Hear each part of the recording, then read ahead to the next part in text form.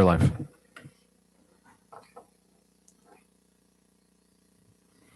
Good evening, everyone. I'd like to call the June 21st, 2021 special meeting of the University City Council to order.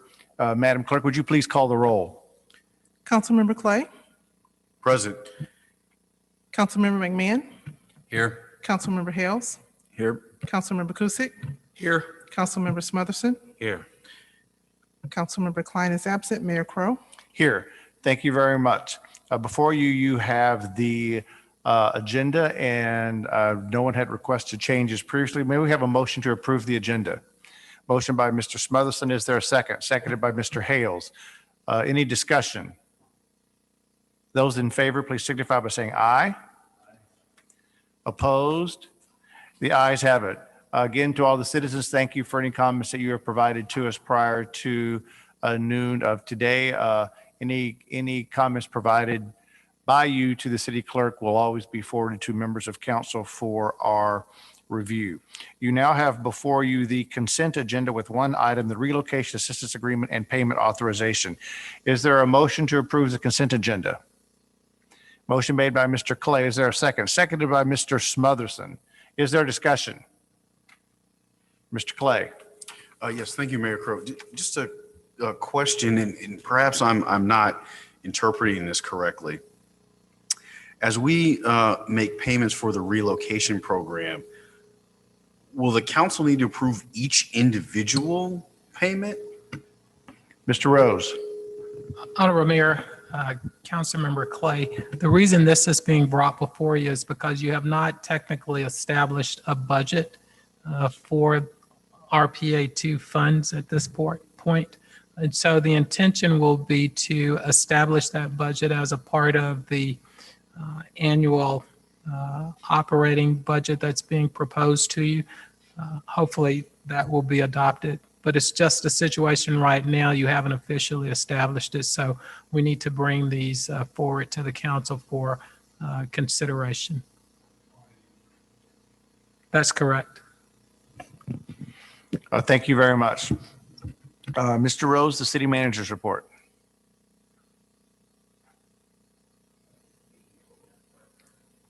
Oh, I apologize. I was moving right along. Sorry about that.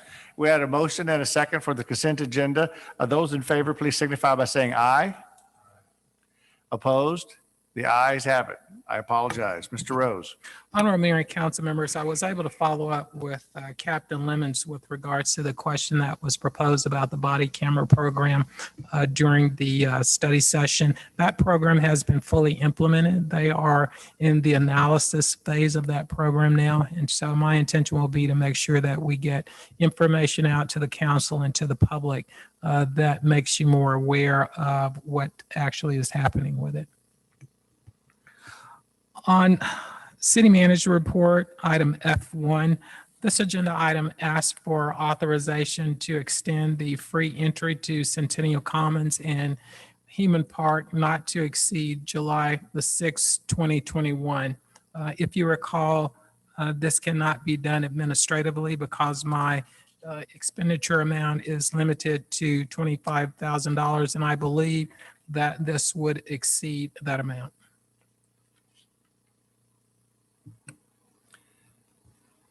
Is there a discussion amongst members of council regarding this? And then we'll have a process as how to move forward.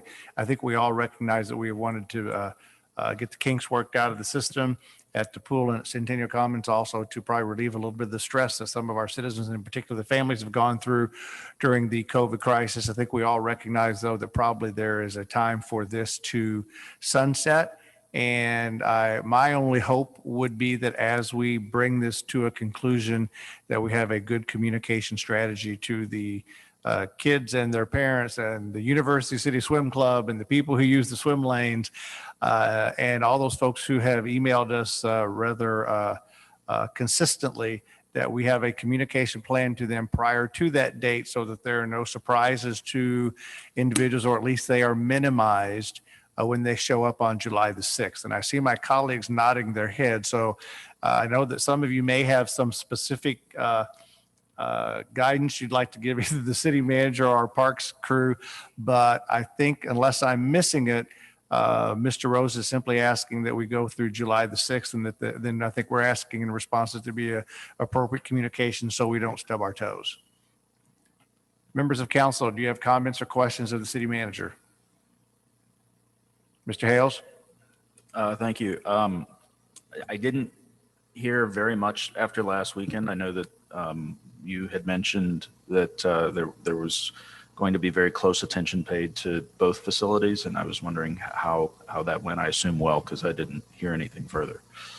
Honorable Mayor, Councilmember Hales, I have not received any comment about concerns being expressed regarding that operation for the pool or for Centennial Commons. We have Mr. Dunkel here, and I would ask that he come up to the microphone to give us his insight into the operation over the weekend. Thank you, Mr. Rose, Mayor Crow, members of the council. Over this past weekend, things went fairly smooth at both facilities. We have had some hiccups here and there over the past several weeks with some things. And since we have placed a police officer at the pool, all those issues have been greatly minimized. We have seen an increase in non-resident usage of the facility. Part of this is because other municipalities had limited non-resident usage or totally eliminated non-resident usage. So that is creating the need for other use. And so some of those are coming to us. Some other communities are experiencing some of the same things, but we had a relatively smooth weekend from what had been reported to me. Thank you. Do we have any idea of, I'm not sure exactly how you track it, so I'll throw this out there and you please take it as liberally as you can. The census track of how many folks are normally using the pool on a heavy flow day, and do we have any idea of how many are non-residents? And we may not. Mayor Crow, I do not have exact numbers with me, but I can tell you, when we have the warm days, the pool is swamped. It's used quite a bit. We've seen an increase, like I said, for the first week that we were open, we had rainy, kind of cloudy weather. We didn't have great attendance, but since the weather and the temperatures have peaked, we've been seeing really good numbers at the pool from, just from an eyeball standpoint that we've had quite a bit of use. Right. I guess my question is just when we say eyeballing it is I remember in one of the many emails that we got that the maximum capacity of the pool is about 900. I'm assuming we didn't hit 900, but I'm assuming we were at 500, 600, 700. Yeah, I'd say that we're probably around about half, 450 to 500, Okay. probably on a good sunny afternoon is what we're probably reaching. If there are no other questions of the city manager, I would welcome a motion that the, let's see, how should we, the free admission to Centennial Commons and Heman Park Pool stay in effect until the end of business on July the 6th. Is that correct? Or on the end of business, July the 5th? Honorable Mayor, July the 5th. I believe that's the okay. Sunday. End of business, July the 5th. With an appropriate communication plan. Is there a motion? A motion made by Mr. Smotherson. Is there a second? Seconded by Mr. Clay. Is there a discussion? Mr. Kusick. Thank you, Mayor Crow. Just a point of clarification. Is the official July 4th holiday the Friday or the Monday? Do we know? Because if it's that Monday and people are going to be off work. Because it's They the get official in holiday. free through the 5th. Pardon me? They would get in free through the end of business on the 5th, which is a Monday. Which is a That's Monday. correct. Yeah, and I think Monday probably is the official. That is correct. Yes. Yeah. Did that answer your question? Yes, sir. Thank you. Mr. Hales? So in our report, the background review says not to exceed through July 6th. So is it the 5th or the 6th? It would be the close of business on the 5th. Well, the close of business for the pool on the 5th and the close of business for Centennial Commons on the 5th. So it would, my intention would be to terminate the free entry at that time. Okay. We're all on the same page, everybody, through the end of business on July the 5th. Any other questions or discussion? Hearing none. All those in favor, please signify by saying aye. Opposed? The ayes have it. Mr. Rose. Honorable Mayor and council members, this next agenda item, I'm asking for authorization to waive parking meter fees throughout University City for a period not to exceed 6 months from today's date. The purpose for this action is to assist our small businesses, those in the loop and those at other nodes such as North and South and Delmar, where they would have the ability to advertise that there was free parking for patrons that wanted to visit the various restaurants and retail stores. My intention, if this is approved, is to seek reimbursement of those funds from the Economic Development Retail Sales Tax Fund for approximately $150,000, which is about half of the amount that we would normally collect for those fees.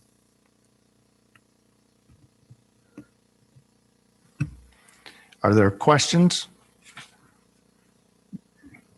Fees Mr. and fines, McMahon. I just want to clarify that. Just in the budget that we looked at, it did have our revenue stream from parking meters and EDRs. I mean, so is this number in there, or will that be a budget amendment if this is approved? Well, how would that work? The amount of funding, I would need to take a look at it, but if it is approved, the intention would be to make a budget amendment to reflect that we will still receive those revenues just from a different source. And I just want to clarify while I'm on it, it is a combination of the fees for the parking meter as well as the fees that we would receive from violations. So what I did was look at the 2019 budget to determine what was the amount of revenues that we typically receive from parking meter program, and this is about half of that amount.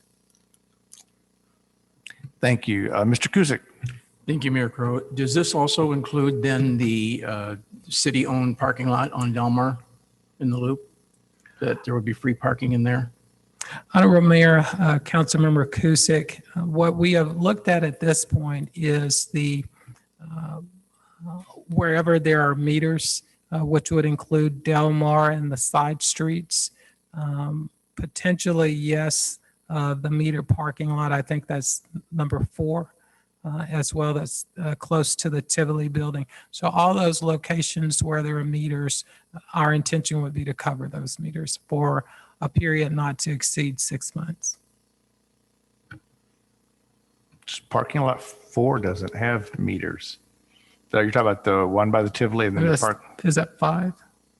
It's the one by the Tivoli Yeah, building. okay, yeah, that's not 4. Okay.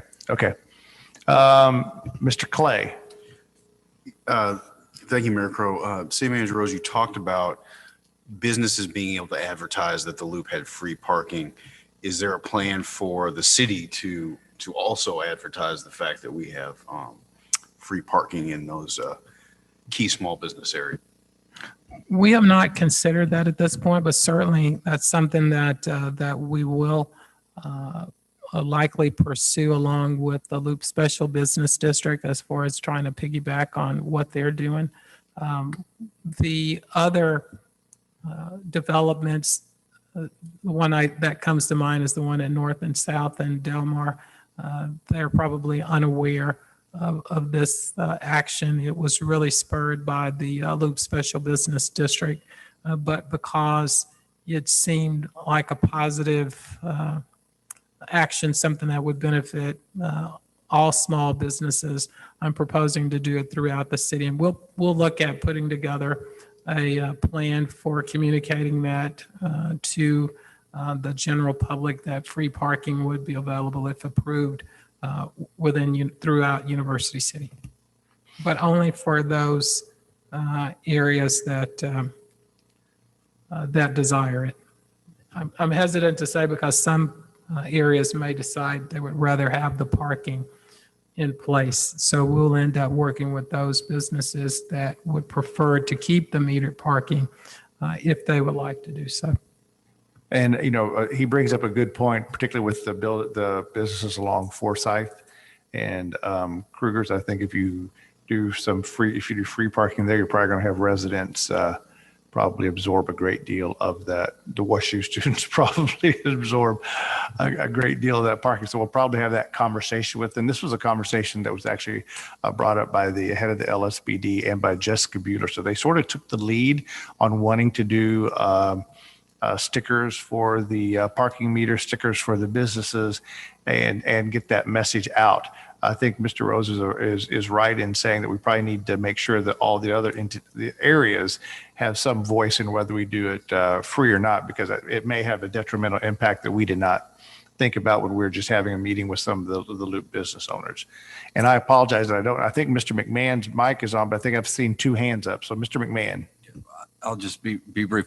Is it possible that we can then get some feedback from the businesses that participate so we know if it was successful? Because if this is something, on a short-term basis, maybe they'd want to do it at a holiday time or some other time in the future to say it really did help draw people in.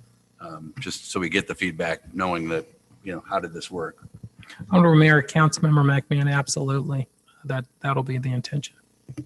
Mr. Cusick, you had your hand. We're done? Okay, thank you.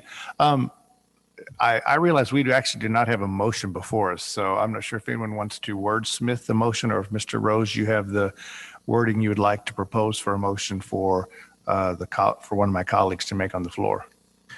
Honorable Mayor, if the council desires to approve this, I would recommend a motion of the mayor authorization is given to the city manager to waive parking meter fees throughout University City for a period not to exceed 6 months. Motion made by Mr. Hales. Is there a second? Seconded by Mr. Clay. Is there additional discussion? Mr. Cusick? Yes, sir. Did you want to add effective today on the end of that? I don't think you clarified when it would start or when it would end. Yes, I believe once the motion is approved, it would be effective. Any other questions? Hearing none, all those in favor, please signify by saying aye. Opposed? The ayes have it. Thank you very much. We'll now move forward to new business. Bill number 9435. Who would like to introduce? Mr. Smotherson. Ms. Reese, may we have the first reading?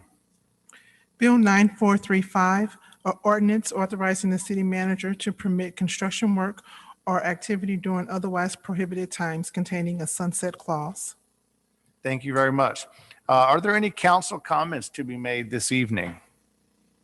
I just have a brief one that I know, I actually believe I do speak for probably all of my colleagues on this one. I had the great pleasure last week to attend the Missouri City Clerks and Finance Officers Association of the Eastern District, of which Ms. Reese has been a member for some time. And I will tell you that we should all be proud of the high esteem in which she is held by her peers. And I had the great pleasure of giving her her oath of office as a new board member for that organization. It was sort of like the student swearing in the teacher in this particular case, but she and I made it through, and I will tell you it was an event that I was very proud to attend. And to Ms. Reese, we thank you all you do for us, and now for what you will be doing for your association as well. Congratulations.